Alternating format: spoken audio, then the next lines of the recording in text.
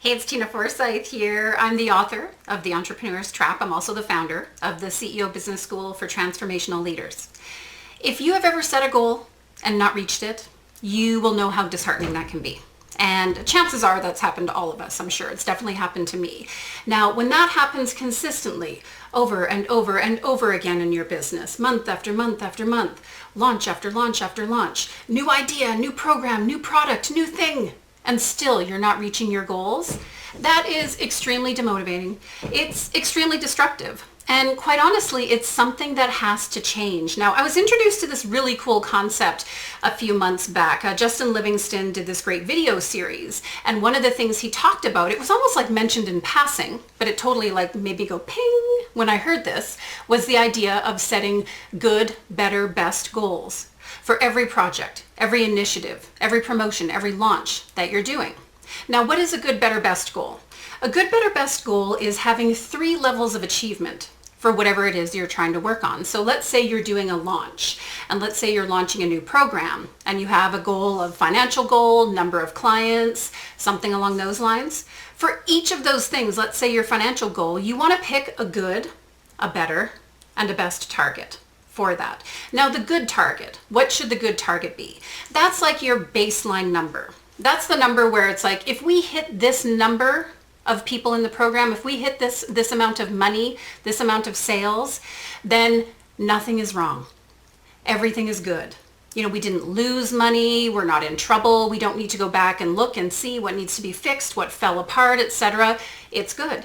It's really good. Now, the better goal is taking it up a notch. The better goal is the one where it's like, you know what, it would be awesome if we hit this. The better goal is usually the one that's a step above the good goal, obviously, but it's usually the one too that's better than what you did last time. So let's say last time you hit a certain amount, this time around, you would like to get to the next stage. Now, the best goal, the big kahuna goal, that's the one where it's like you blew it out of the park, you, or knocked it out of the water. No, I was gonna say blew it out of the water, knocked it out of the park. That's what it is. It was more than you ever expected. It's the dreamy goal. It's the most amazing thing in the world. That's what that goal is. That's like the big kahuna goal where it's kind of like, my gosh, if that only happened, it would be absolutely amazing. Now, here's why this is really important to understand. In talking to my clients about this particular strategy, this process, over the past few months, I have come to realize that majority of people are actually picking their goals based on the best goal.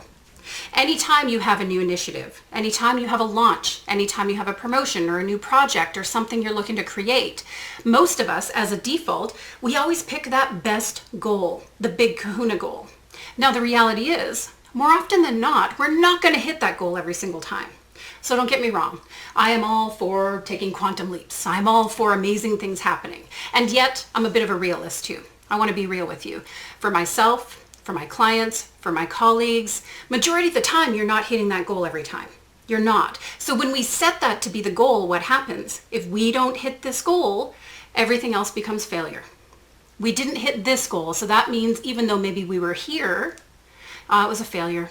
We didn't reach the goal. What did I do wrong? Something fell apart. This wasn't the right strategy, etc., etc. And like I shared already too, when that happens again and again and again, there's nothing more demotivating than that in business.